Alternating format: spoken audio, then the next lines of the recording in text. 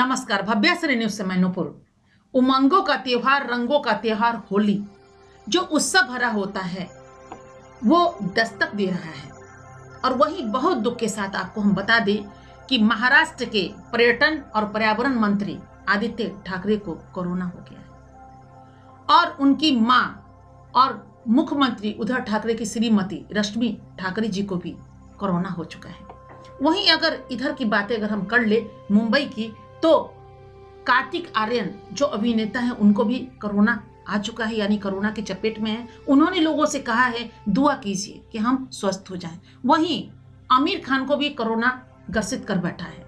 अब देखिए, दिल दहलाने की बातें हैं, तरह तरह हो रहा है हमारा मुंबई और तरह तरह है हमारा देश। चारों तरफ उधर नीतीश कुमार है, उन्होंने कहा है उमंगों का त्योहार होली ना मनाने का आदेश दिया है कि भीड़ इकट्ठा ना करे और होली ना मनाए। वहीं आज मुंबई की बात की जाए तो बीएमसी की तरफ से ये आदेश आया है कि कृपया करके होली ना मनाई जाए, यानी कि इसमें कहीं ना कहीं लोग तो जमावड़ा तो पैदा होगा ही होगा और उतना ही नहीं, पर्सनल होली मनाने के लिए भी, यानी निजी होली मनाने के लिए भी रोक लगी है।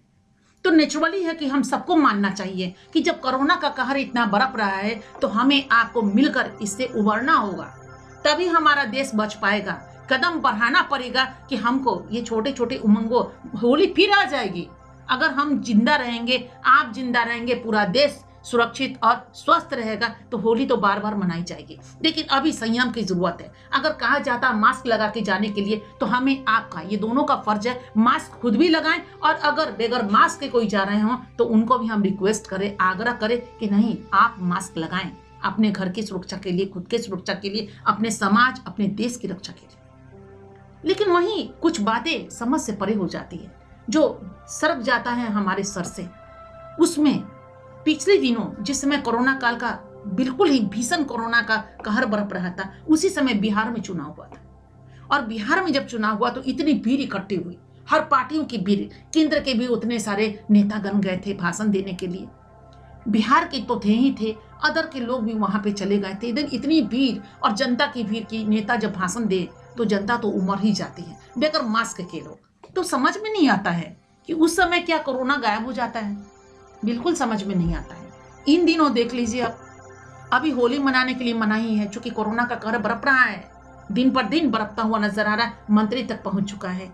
आम आदमी तो दूर की बात है, यहाँ बॉलीवुड की बात कर लीजिए तो वहां है, न जाने और कितने कितने जगहों पे कोरोना आया है। जो समाचार आता है हम आप पढ़ते हैं। लेकिन वहीं अभी देख लीजिए, कुछ दिनों की बात कर रहे हैं, लगातार आप न्यूज देख रहे होंगे, पश्चिम बंगाल में क्या रैलियां निकल रही हैं, वाह गजब का आनंद आ गया देख करके। रैली पे रैली, इतनी भीड़ कि जितनी भीड़ हो उतनी ही तालियां बजे और उतना ही आनंद आता है भाषण देने में। कि अगर हम भाषण दे, भीड़ इकट्ठी नहीं हो तो लगे ही नहीं कि मेरी क्या पर्सनालिटी है। लेकिन पर्सनालिटी तब दिखाई देगी ना जब भीड़ की भीड़ हो और एकदम वो हो जिसको खचम खच भी हिंदी में बोलते, खचम खच भीड़ का हो जाना। वो भीड़ एकदम मिस पड़ रहा है और एक आदमी दूसरे पे टूट रहा है, उसको कहते हैं कि हाँ मेरी पर्सनालिटी है, क्या हम भाषण दे रहे हैं। तो ऐसा लगता है क्या पश्चिम बंगाल में कि अभी चुनाव का दौर आ रहा है, चुनाव होगा, कोरोना बिल्कुल नहीं है अभी, चुनाव के बाद वहां कोरोना का कहर बरपेगा। कोरोना भी ये जान रहा है कि हमको अभी वहां जाना ही नहीं है, अभी इर्द गिर्द घूमो, वहां हो जाने दीजिए चुनाव। जब चुनाव हो जाएगा तो फिर वहां पे हम जाएंगे और तो फिर होगा कि भाई सब लोग मास्क लगा के जाइए, और नहीं तो आप पे इतना जुर्माना होगा, आप लोग बिल्कुल घर के अंदर जाइए, नहीं तो लॉकडाउन कर देंगे पूरे शहरों को। आप जाएंगे तो जाएंगे कहाँ, हमारे हाथ में चीज है भाई। उधर केरल की बात देख लीजिए, वहां भी नेतागण जाके भाषण दे रहे हैं। तो हर जगह जहां अभी उपचुनाव होने वाला है या चुनाव होने वाला है, दोनों ही तरफ देख लीजिए कि दोनों हाथ में लड्डू नजर आ रहा है। लेकिन खाने को आम आदमी को तो पानी भी नहीं मिल रहा है कि स्वच्छ पानी भी वो पी पाए। तो दोनों हाथ में लड्डू लेकर के घूम रहे हैं नेतागण, और उसके बाद कह रहे हैं कि अरे फलाना नहीं बनाओ, ठिकाना नहीं बनाओ। अरे जनता कर क्या रही है, जनता तो कुछ भी नहीं कर रही है। जो आप आदेश दे रहे हैं वो पालन कर रही है। लेकिन चुनाव में तो आप उनको बुला रहे हैं, भाषण आप देते हैं और जनता की भीड़ उमड़ पड़ती है। क्योंकि पार्टी वाले भी होते हैं, अलग वाले भी होते हैं, जो आपके फैंस होते हैं, आपको सुनने के लिए चले जाते हैं।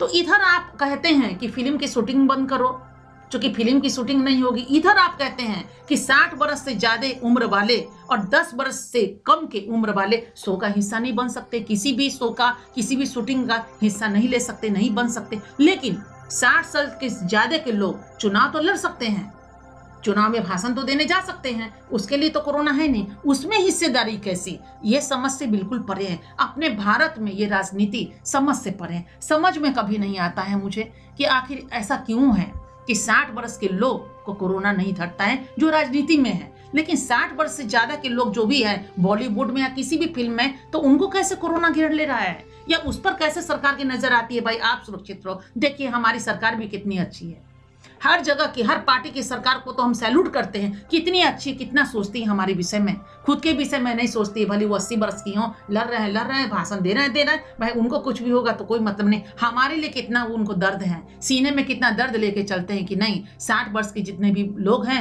वो बूढ़े हो जाते हैं, रिटायर हो जाते हैं, चूंकि रिटायर का उम्र है ना, तो उनको सुरक्षित रहना चाहिए। लंबी उम्र जीने के लिए वो लोग ये आदेश देते हैं कि 60 वर्ष से ज्यादा की उम्र के लोगों को कोरोना हो जाएगा, वो लोग घर के अंदर रहें, बिल्कुल सुरक्षित रहें और शो का हिस्सा नहीं बने। लेकिन नेता लोग तो भाषण का हिस्सा बनेंगे ही, भाषण तो देंगे ही देंगे, ये सोच से परे है। खैर आगे आने वाली होली में हम तो यही कहेंगे, सरकार की बात मानी जाए और जो सरकार कहती है, जो हमारा प्रशासन कहता है, उसके तहत हमको चलना चाहिए। एकदम बिल्कुल मास्क लगा के चलिए और कोशिश कीजिए एकदम स्वच्छता में रहने का, अपने घर परिवार का ध्यान दीजिए। कुछ भी हो धो करके खाइए, अपने पाँव को हाथ को कपड़े बदल करके अपने बेडरूम में जाइए, ड्राइंग रूम में जाइए, बिल्कुल, ताकि आपके बच्चे आपसे टच होकर के नहीं आगे बढ़ें। बिल्कुल स्वच्छ रहिए और अपने भारत को बहुत जल्द कोरोना से उन्मुक्त कीजिए, ताकि एक वही मिसाल रह जाए और हम लोग वो जिंदगी, हरियाली भरी जिंदगी जिए और करें। और होली गुजर भी गया तो क्या हुआ, घर में जितने जन है ना उतने जन बनाइए, भगवान को चढ़ाइए और इंतजार कीजिए कि कृष्णा फिर आएंगे और आगे आने वाला होली फिर उतनी ही उत्सव से हम सभी लोग मिलकर मनाएंगे। उधर नीतीश सरकार बोल रही है मत मनाइए, इधर बहुत सारे सरकार जो है वो भी होली पे रोक लगा रही है, महाराष्ट्र में भी बीएमसी ने रोक लगा दी है। तो हम लोग का ये फर्ज होता है कि सरकार की बात माने और बढ़े। लेकिन कहना बस यही है कि कहते हैं ना, हाथी के 4 दांत होते हैं, 2 खाने के और चबाने के, यानी कि 2 खाने का और 2 दिखाने का। समझ से परे है कि हाथी के दांत को हम क्या कहें और खुद के दांत को क्या कहें, और देश में कितनी दांतें हैं और कितने लोगों की कितनी दांतें कहाँ कहाँ काम करती है, कहना मुश्किल।